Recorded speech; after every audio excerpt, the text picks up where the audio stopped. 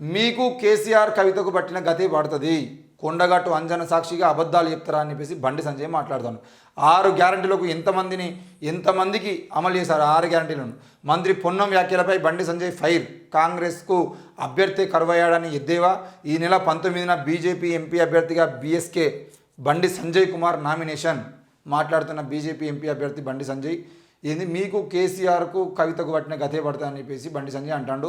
కొండగట్టు అంజన్న సాక్షిగా అబద్ధాలు చెప్తారా అని చెప్పేసి మాట్లాడుతాడు. కొండగట్టు అంజన్న అని చెప్పేసి మాట్లాడితే అయ్యా బండి సంజయ్ కుమారు 2011 సెప్టెంబర్ 11వ తేదీన 2011 సెప్టెంబర్ 11వ తేదీన కొండగట్టులో బస్సు ప్రమాదం జరిగి 57 మంది అక్కడికక్కడి చచ్చిపోయారు.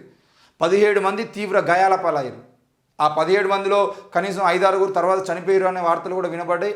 ఆ 17 మందిలో దాదాపు 10 మంది ఇప్పటి వరకు ఏ పని చేసుకోలేక 2 కాళ్ళు కానీ 2 చేతులు కానీ ఒక కాలు ఒక చేయి కానీ పోయి వాళ్ళు ఆ 17 మందిలో 10 మందికి పైగా ఇప్పటి వరకు ఏ పని చేసుకోలేక బతుకుతున్న పరిస్థితుల్లో 57 చచ్చిపోయినటువంటి 57 మందికి కానీ మొత్తం అసలు నిర్వాసితులైపోయినటువంటి 17 మందికి కానీ ఇప్పటి వరకు బండి సంజయ్ అనే వ్యక్తి చేసింది ఏంటి? కొండగట్టు అంజన సాక్షిగా అబద్ధాలు చెప్తే వాళ్ళకు పట్టిన గతి మీకు పడతా అంటే అసలు ఆ గతి ఎవరికి పట్టాలి? ఈరోజు కులం పేరుతో మతం పేరుతో అంజన పేరుతో ఇక్కడ మహంకాళి పేరుతో లేదంటే చార్మినార్ దగ్గర ఉన్నటువంటి ఇంకో దేవత పేరుతోనే 24 గంటలు నోరు తెరిస్తే ఏదో ఒక దేవుణ్ణి అడ్డం పెట్టుకొని మాట్లాడేటువంటి బండి సంజయ్ నీకేం గతి పట్టాలి? ఈరోజు ఏం మాట్లాడుతున్నావు? 6 గ్యారెంటీలను ఎంతమందికి అమలు చేశారంటే అసలు కేంద్రంలో ఉన్నట్టు మీ బీజేపీ పార్టీ ఏ పథకాలు అమలు చేసిందే? వాటి గురించి 2 కోట్ల ఉద్యోగాలు ఇస్తున్నట్టు నరేంద్ర మోడీ కనీసం 20 లక్షల ఉద్యోగాలు కూడా ఇవ్వలేదు. 10% కూడా ఉద్యోగాలు కల్పించలేదు. ఈరోజు దేశంలో ఒకప్పుడు చదువు అయిపోయింది అని అంటే యువకులు హైదరాబాద్కి వచ్చినమా, తెలంగాణ రాష్ట్రంలో ఉన్న యువకులందరూ హైదరాబాద్కి వచ్చినమా, హైదరాబాద్లో ఏదో కంపెనీలో పెద్ద సాఫ్ట్వేర్ కంపెనీలో పోయి మైక్రోసాఫ్ట్లో లేకపోతే ఢిల్లో లేకపోతే కాగ్నిజెంట్ ఇంకో కంపెనీ పోయి ఏదో ఒక రెజ్యూమ్ పెట్టి ఏదో ఒక తెలిసిన వాళ్ళని పట్టుకొని ప్రాక్టీస్ చేసి ఏదో ఒక రకంగా ఉద్యోగం సంపాదించాలనే ప్రయత్నం ఇంతకుముందు చేస్తాడు. ఇప్పుడు మీ బీజేపీ పార్టీ అధికారంలోకి వచ్చిన గత 10 ఏళ్లలో ఏమంటాడు నరేంద్ర మోడీ? జిలేబీలు వేసుకొని బతకని అంటాడు, మిర్చీలు వేసుకొని బతకని అంటాడు, లేదంటే ఛాయ్ వేసుకొని బతుకురు అంటాడు, లేదంటే రైల్వే క్యాంటీన్లో పని వేసుకొని బతకరు అంటాడు. ఉద్యోగాలే అవసరం లేదా, ఉపాధి చూసుకోవాల్సిన అవసరం ఉందని చెప్పేసి మీరే మాట్లాడతారు.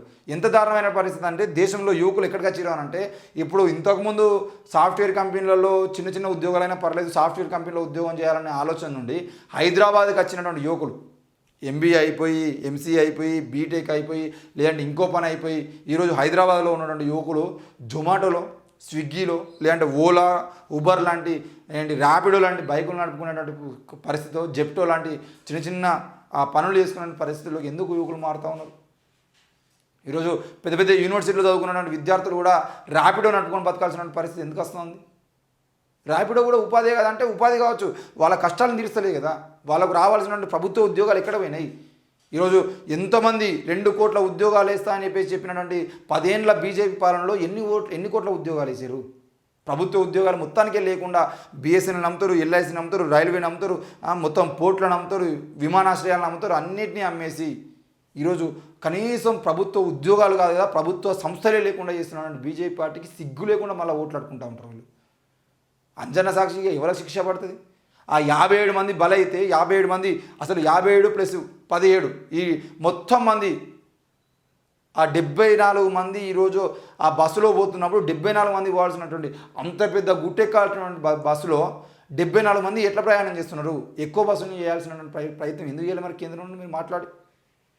ఇప్పటి వరకు అవును బై ఆనాడు సెప్టెంబర్ 11 2017లో బస్సు బోల్తా పడితే ఇప్పటి వరకు కనీసం ఒక్కసారన్నా మీరు ఆ బాధితుల ఇళ్లలో వేయాల్సిన పరిస్థితి ఉన్నదా? ఆ 57 మంది కుటుంబాలకు కానీ 17 మంది కుటుంబాలకు కానీ ఆ 57 చనిపోయిన వాళ్ళకి 17 మంది బతికుండి నిర్వాహితులైపోయినటువంటి వాళ్ళకి కానీ బండి సంజయ్ అనే వ్యక్తి కేంద్రం నుండి తీసుకొచ్చిన నిధులు ఏమైనా ఉన్నాయా? వాళ్ళు తీసుకొచ్చి వాళ్ళ కుటుంబాలకు ఆర్థిక సహాయం చేసిన మోహన్ ఉన్నదా? ఏం చేసిరు మీరు?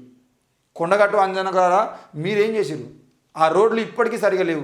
కనీసం కేంద్రం నుండి ఇప్పటివరకైనా కొండగట్టు కరీంనగర్ నుండి మొత్తం మలయాళం మీదకి కొండగట్టు ఆ ప్రాంతంలో డబల్ రోడ్డు త్రిబుల్ రోడ్డు వేసేటువంటి ప్రయత్నం ఏమైనా చేసిందా?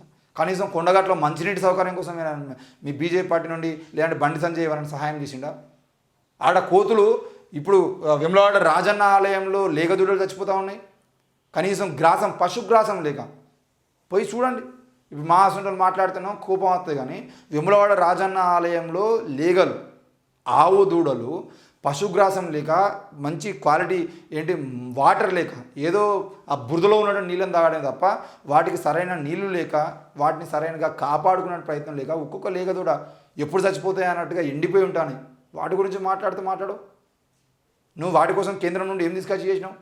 మళ్ళా నా అసలు వాళ్ళని అడిగేది ఉంటే పోయి అయ్యా ఈ లేగదొరల కోసం మీరు సహాయం చేయాలని చెప్పేసి ఒకడు వీడియో ఇస్తారు. ఆ వీడియో వేసేదంటే ఆ వాటికి పశుగ్రాసం కోసం డబ్బులు ఇస్తారు. ఆ డబ్బులు తీసుకున్నటువంటి ఆ గోశాల వాళ్ళు ఎంతో కొంత వాటిని తిని మిగతా వాటిని ఆ గోశాలలకు వాటికి నిర్వహణ కోసం ప్రయత్నం చేస్తారు. ఈరోజు గోశాల నడుపుతున్న వాళ్ళు బెంచ్ కారులో ఎట్లా ఎదుగుతూ ఉన్నారు? ఆ విషయాలు మాట్లాడండి. కొండగట్టులో కోతులు చచ్చిపోతూ ఉన్నాయి. కోతులకు తినడానికి తిండి లేక కనీసం వాటికి సరైనటువంటి ఆ పోషక విలువలతో ఉన్నటువంటి ఆహారం అందించడానికి ప్రయత్నం కూడా ఎప్పుడైనా మీరు చేసిరా?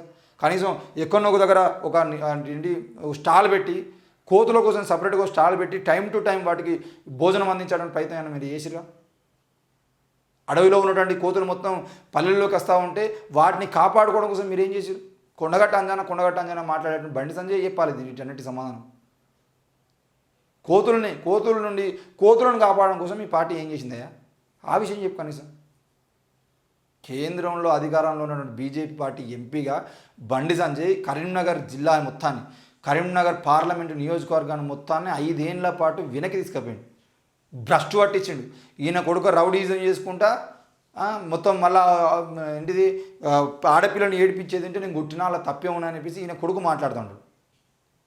ఈయన నోరు తెరిచేది ఉంటే మొత్తం 24 గంటల పాటు ఏ కులమో ఏ దేవుణ్ణో పట్టుకొని నీకు దమ్ముంటే ఆ గుళ్ళో పోవంపా, దమ్ముంటే ఈ గుళ్ళో పోవంపా, దమ్ముంటే ఏ గుళ్ళో పోవడానికి నువ్వే ఉన్నావు, ఎవరు లేడు దేశంలో.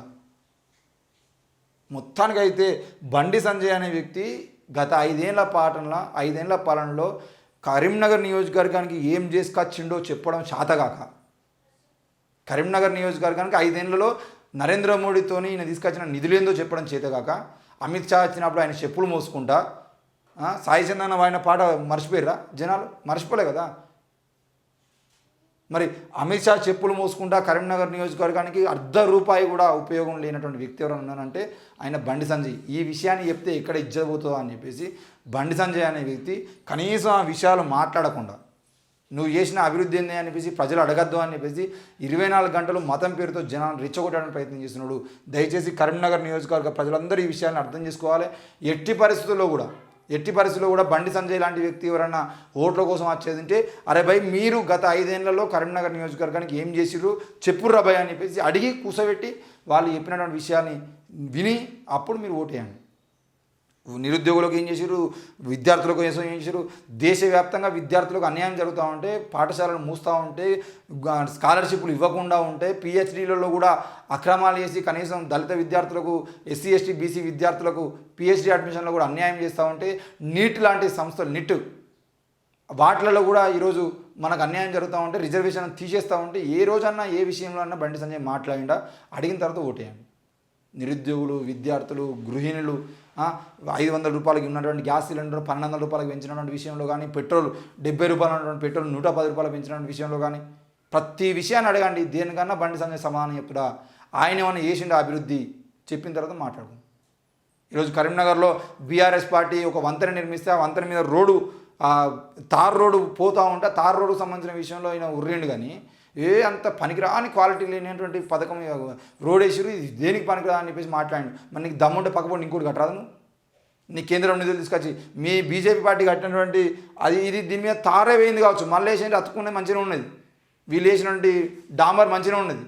కానీ మీ బీజేపీ పార్టీని కట్టినటువంటి బ్రిడ్జిలు ఎట్టున్నాయి తెలుసా? ఓపెనింగ్ రోజే కూలిపోయినాయి. మొత్తం ఆ నదుల మీద కట్టినటువంటి బ్రిడ్జి మొత్తానికే కూలిపోయింది మీ బీజేపీ పార్టీ చేసిన నిర్మాణం అది. మరి వాటి గురించి మాట్లాడుతున్నావు. 24 గంటల పాటు ఏమనంటే మొత్తం తెలంగాణ రాష్ట్రంలో మతాన్ని ఎట్లా రెచ్చగొట్టాలి, మతపరమైనటువంటి దాడులు ఎట్లా చేయాలి, మొత్తానికి అయితే కరీంనగర్ నియోజకవర్గాన్ని కూడా ఎట్లా నాశనం చేయాలి అనేది మాత్రమే తప్ప వేరే ఏం ఆలోచన లేదు.